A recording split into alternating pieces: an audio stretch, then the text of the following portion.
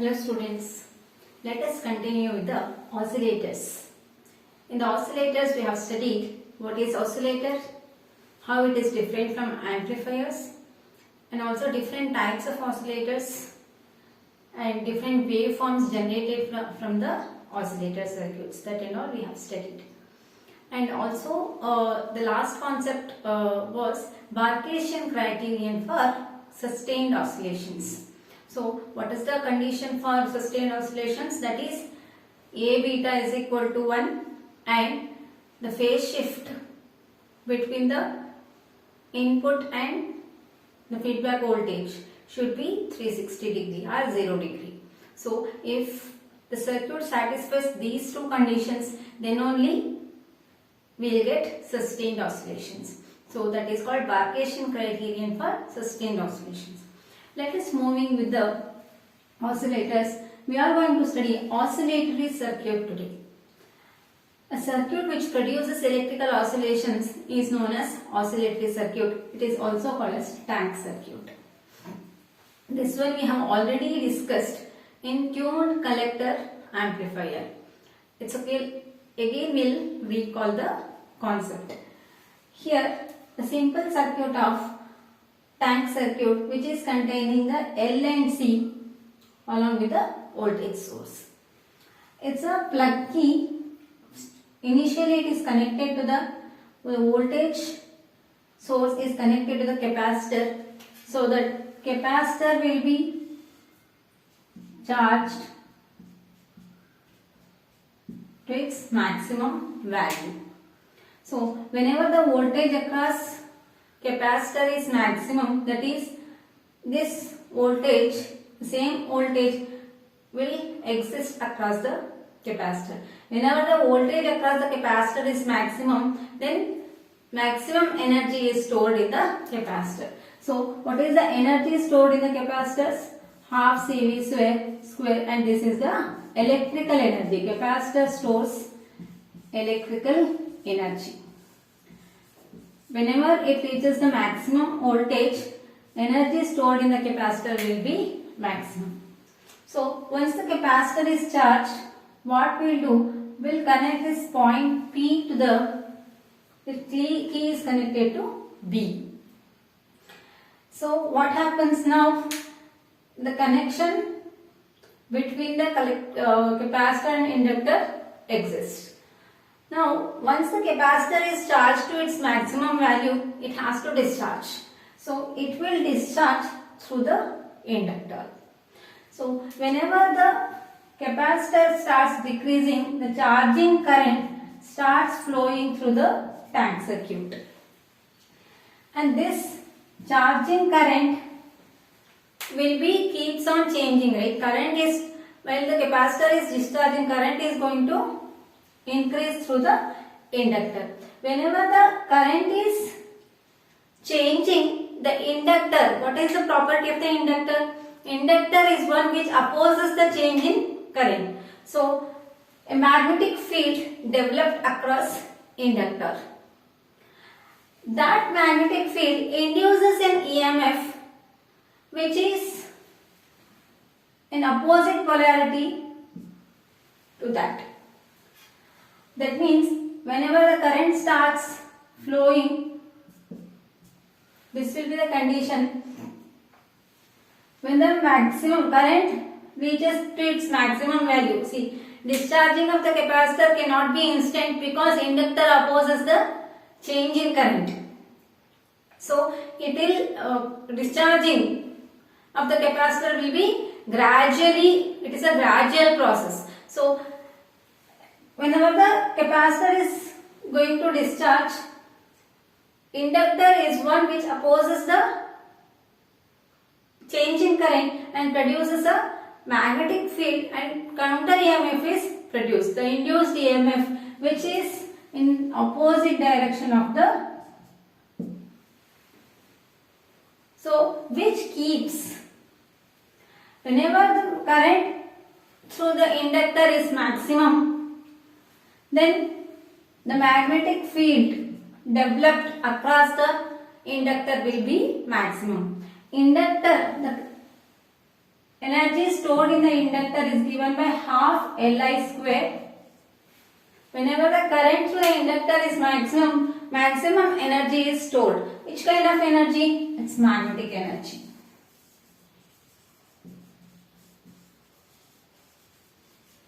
Whenever the energy stored in the inductor becomes maximum, the induced EMF, which is in opposite direction, which keeps the current flow in the same direction. Current is flowing in this direction. Earlier it was plus and it was minus. Once the current reaches to its maximum value, that time the EMF induced, which is in opposite direction, that time this point will be plus and this is negative. That is at positive potential and negative. So which the current starts flowing through capacitor again in the same direction. So for example, once the capacitor is charged to its maximum value, the current through the inductor reaches to its maximum. So maximum energy is stored. The counter EMF, induced EMF, which is generated, that will keep the current flow in the same direction. So this magnetic energy, once it reaches to its maximum value, it starts collapsing. It starts collapsing through this capacitor. Here, whenever the energy through the inductor, it becomes maximum, energy across the inductor becomes maximum, the electrical energy stored in the capacitor becomes zero.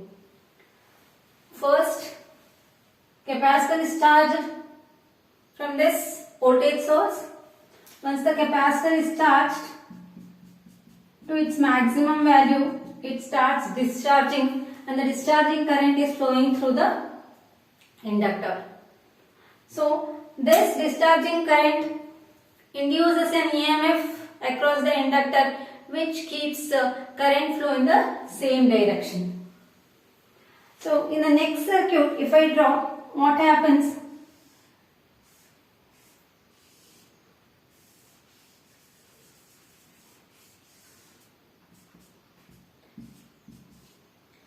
The current starts flowing in this direction. Once the maximum energy is stored in inductor, it starts collapsing. Capacitor is again charged. Capacitor is capacitor is discharged completely, the energy stored in the inductor will be maximum and energy in the capacitor will be zero. The charging capacitor plates will get neutral. Again, the current flow in this direction charges the capacitor, but in opposite direction. So, whenever the voltage across the capacitor becomes zero, the magnetic field across the in the inductor becomes maximum. So this starts the current flow in the same direction as before, and the capacitor is charged in the opposite direction. That is, the bottom plate is charged with the positive charges and the top plate is charged with the negative charges. Once the capacitor charges to its maximum, the current flowing through the inductor becomes zero. Completely magnetic field is collapsed, and the voltage across the capacitor will become, once it is completely charged, voltage across the capacitor will be maximum. So electrical energy becomes maximum, magnetic energy becomes zero. So again, once it is charged to maximum, the capacitor again discharges. Next circuit I draw.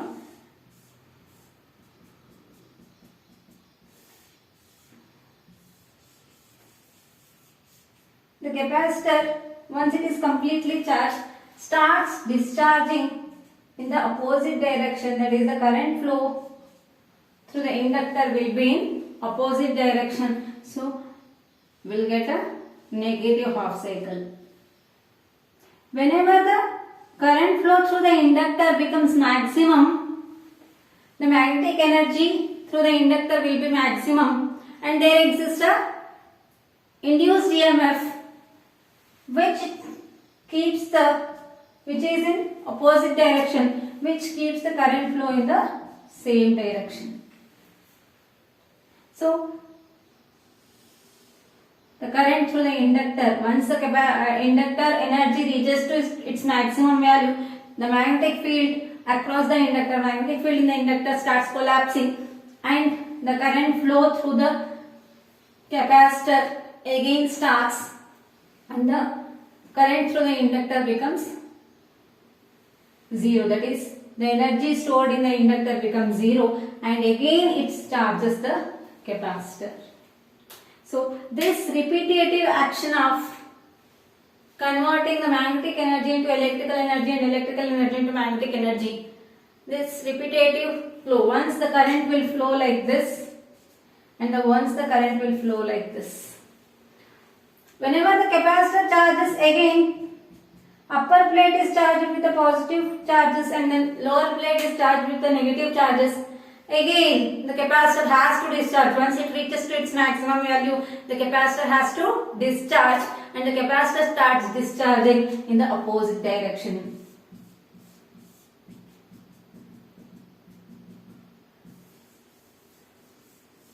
Capacitor starts discharges in opposite direction. This again the current will flow in this direction. This alternative direction of current flow leads the oscillations to be produced in the tank circuit. Whenever you take a voltage across the inductor, you will get a sinusoidal waveform like this. You might have studied simple harmonic motion in your physics. It is same like this. Here we have used capacitors and inductors to produce the oscillations. And the relation also energy. Their kinetic energy and potential energy acts here, electrical energy and magnetic energy. Okay, you can compare this with the simple harmonic motion that you have studied in, I guess you might have studied in physics. So in this way, the oscillations is going to produce across the tank circuit.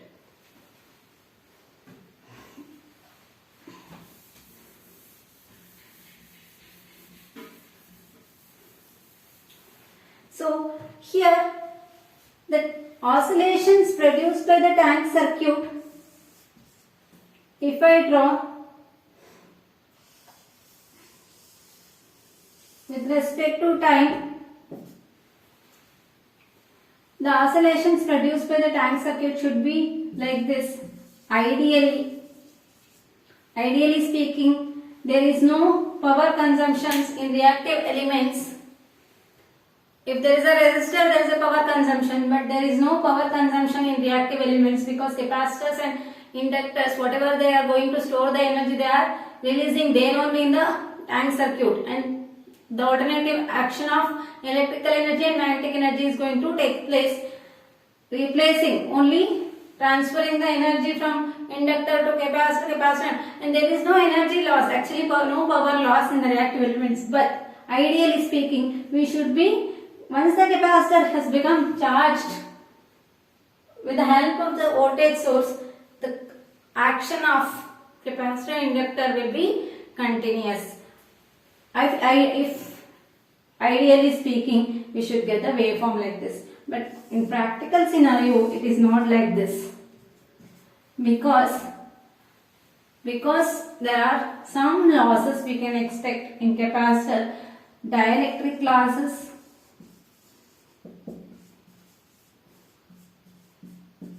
in capacitor are resistive or radiative losses.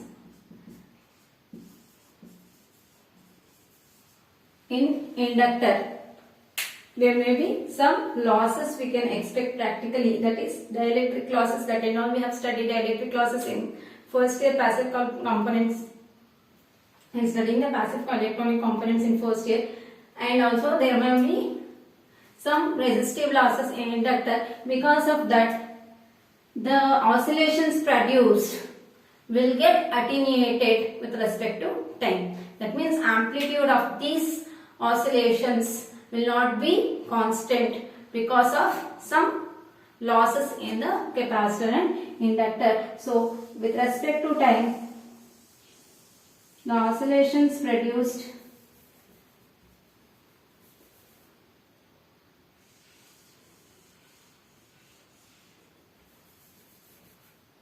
gradually, the oscillations produced by the tank circuit will be decreasing. So we get damped oscillations.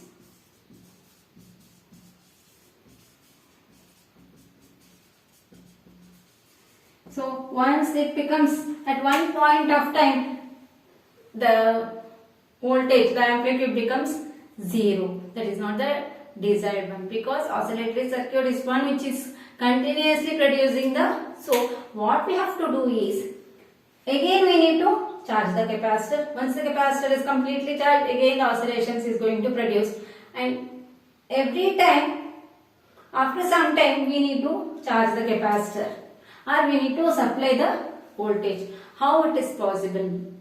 What to do? What is the solution for this? So the solution for this is to use the amplifier circuit along with this. Use a amplifier circuit along with the tank circuit, which compensates the losses due to a capacitor and inductor. That will be compensated using the amplifier circuit, which is going to amplify the oscillations produced by the oscillators. So a slight amplification will be there. So the amplification which compensates the losses due to this. So we get sustained oscillations.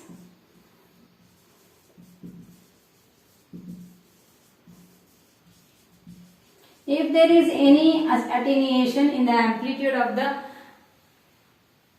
oscillations produced by the tank circuit, that can be amplified and compensated using the amplifier circuits.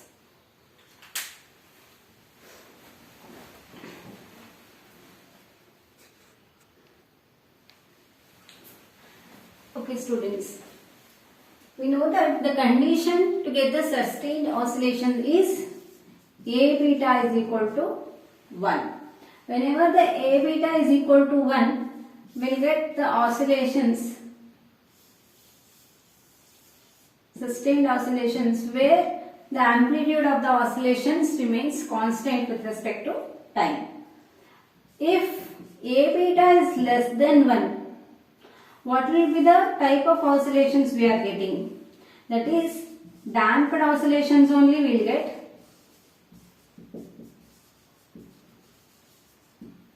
That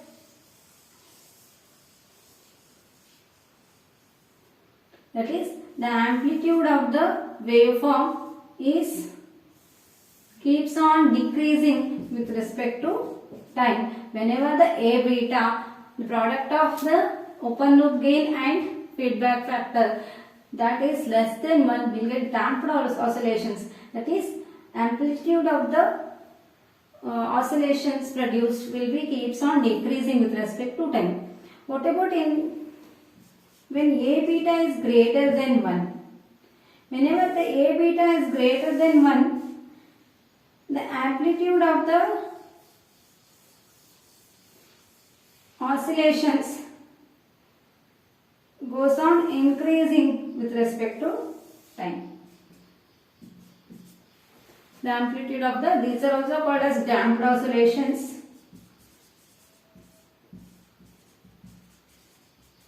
But whenever A beta is greater than 1, earlier it will be minimum. With respect to time, the amplitude of the oscillations goes on increasing. So there may be question, what are the types of waveforms you are going to get when A beta is greater than 1 or less than 1. And also the action of the tank circuit. Working of the tank circuit will be asked for 5 marks in the examination, how it is going to produce the oscillations. And also what are the losses in the tank circuit will be asked for 2 marks. In oscillators chapter, everything is important because only which is needed is given. So all the topics, whatever we have explained, that is all important only. Okay. Next is using, depending on the frequency, feedback components. The components used in the feedback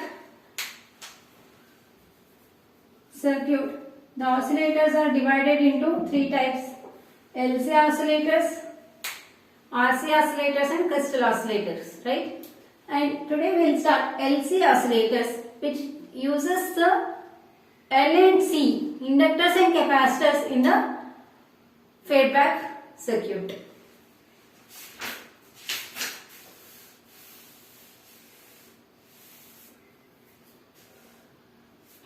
In LC oscillators we have 2 oscillators, 3.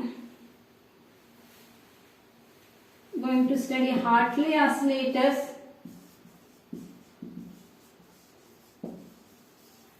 and Colpitts oscillators.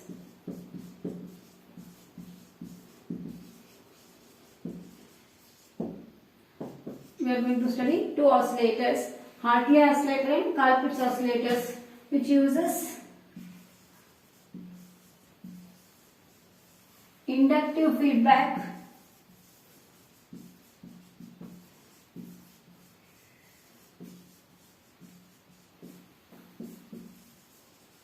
here in Colpitts oscillator, which uses capacitive feedback.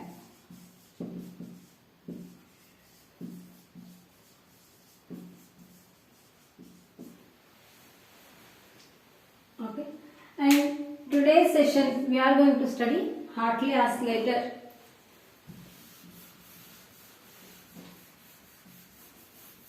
Let us draw the circuit for the Hartley oscillator. The circuit will be very familiar to you because we are going to use an amplifier along with the feedback circuit. So let's draw the circuit.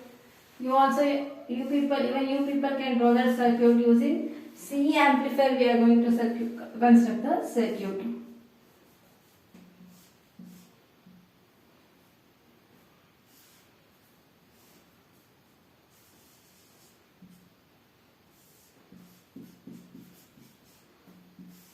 Plus VCC is connected to the R1 and R2, which provides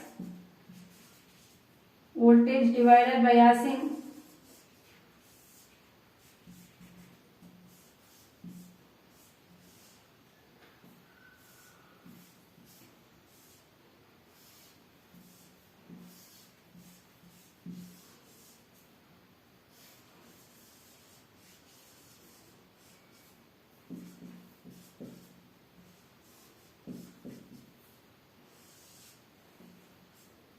No input signal for the oscillator circuit. In place of input, we are going to connect the feedback part. C1 and C2 are the capacitors which gives the isolation from one stage to another stage by blocking DC and allowing only AC components. NPN transistors we have used for the amplification, and in the feedback circuit we have a capacitor, one capacitor and 2 inductors, L1 and L2. Either you can take the single inductor and with the center tapped connection, or you can use 2 inductors separately connected. One end is connected to the ground and another end of the through L2 it is connected to the input circuit. Whatever the voltage across the L2, that is going to fed back to the input of the oscillator circuit. and this is one new component, that is RFC, radio frequency choke it is.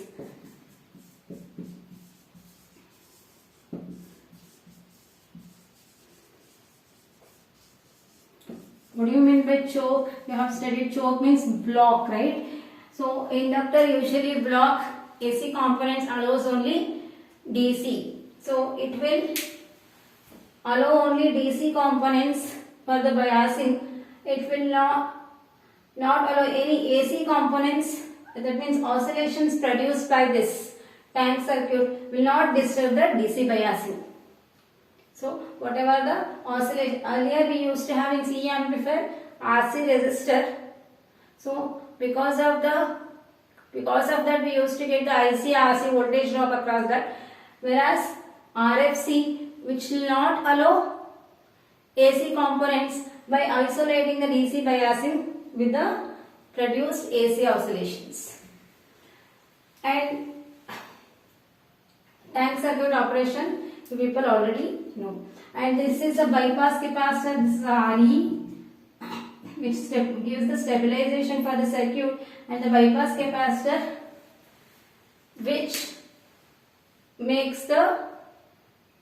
grounds the AC at the RE to the ground for the stabilization purpose, which disturbs the DC biasing. That should not happen. So we are using bypass capacitor, which bypasses the AC at the RE to the ground. This is the circuit of Hartley oscillator. Very simple it is. In the output, we are going to get the sustained oscillations.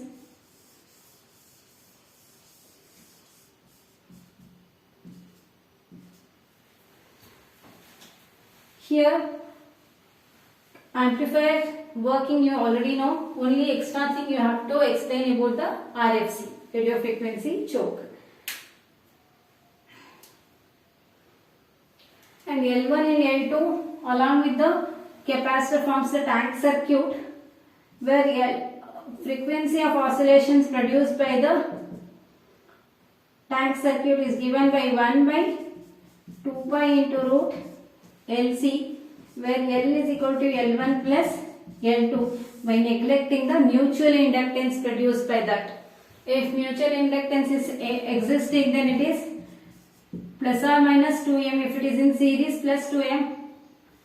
If it is in parallel. So here we are neglecting the mutual inductance produced by, because two inductors are close together, there may be a mutual inductance is there. That and all we have studied in mutual inductance concept. So here we are neglecting the mutual inductance. L should be taken as L1 plus L2. Both the inductors are in series. So effective inductance will be L1 plus L2. So now we will see the working of this. This is very important formula you have to remember for the problems we are going to use. So whenever a capacitor is charged through the DC power supply, see, for starting up the oscillations, to start up oscillations, there is no input, right? To start up oscillations, whenever the DC power supply is switched on in the oscillator circuit, there are random movement of free electrons. Once the power is on, the free electrons inside the circuit, there is a random movement of free electrons which produces a noise at the amplifier circuit. Noise may be containing any of the signals. Now, amplitude and frequency of the noise signals may be in random. So, any of this noise signals will get amplified. Whatever the signal which is given to the base of the transistor will get amplified, right? So, the noise signal which is produced by these resistors, that gets amplified, and that charges the capacitor. So once the capacitor is charged, capacitor starts discharging through this L1 and L2, and the output is taken between these two. Between this L1, the output voltage is taken between this L1 and the voltage across this L2 is fed back to the input. So whenever the noise signal is produced, that gets amplified and that charges the capacitor, and we'll get sustained oscillations at the output. Okay, so the frequency of the oscillations. The noise signal may be containing lots of frequencies, but this tank circuit has the capability of selecting the desired frequency. So that frequency can be designed by this, which frequency it is going to select, that is depending on the value of L and C. So if it is designed to produce oscillations of 100 kilohertz, usually LC oscillators are used to produce the oscillations of high frequency signals. If it is wants to produce the 100 kilohertz signal, it will select the 100 kilohertz signals for the oscillations. That means oscillations produced by the tank circuit, which will be having 100 kilohertz frequency, will be having the higher amplitudes, whereas if the frequency decreases, what happens? XC increases. So tank circuit will select those frequencies to produce the oscillations, that is depending on the value of L and C. By varying the values of L and C, the frequency of the oscillations can be changed. So whatever may be the desired frequency of you people, you can decide. If I give 2 millihenry of each inductor will be 2 millihenry I have connected. I want to produce 100 kilohertz signal. So 100 kilohertz is my desired signal should be produced. 2 pi into root of L1 plus L2, that is 4 millihenry into C. We should find out what should be the capacitor value to produce the 100 kilohertz signal by using 2 millihenry inductors each. Okay, by that, by selecting the value of capacitor alone, we can decide the desired frequency of the oscillations.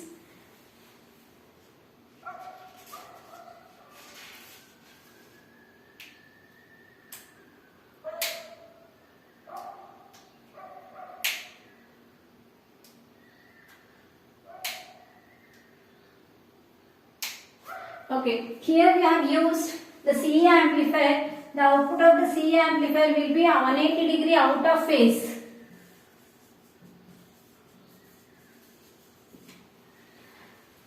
The C amplifier will produce 180 degree out of phase signal. So here in feedback circuit, once the capacitor is fully charged, it will discharge through this L1 and L2. So whenever the potential across this L1 and L2 are opposite in direction, because here in center terminal is grounded. So 180 degree phase out of these signals at these two inductors will be out of phase. So the signal produced by the C amplifier will be 180 degree out of phase, and the feedback circuit will produce the signal which is 180 degree out of phase. The total of 360 degree signal will be given to the feedback, which is in phase with the input. See here in oscillator circuit, positive feedback is must. The feedback voltage should get added to the input, then only it can produce the oscillations. So 180 degree phase shift is provided by the amplifier circuit. Another 180 degree is produced by the feedback circuit. Total of 360 degree phase signal will be given to the input. So this way Hartley oscillator using two inductors and one capacitor is shown, is explained. Let us stop here. We will continue with this Hartley oscillator circuit along with some expressions in the next session. Any doubts regarding this, please text me. Thank you.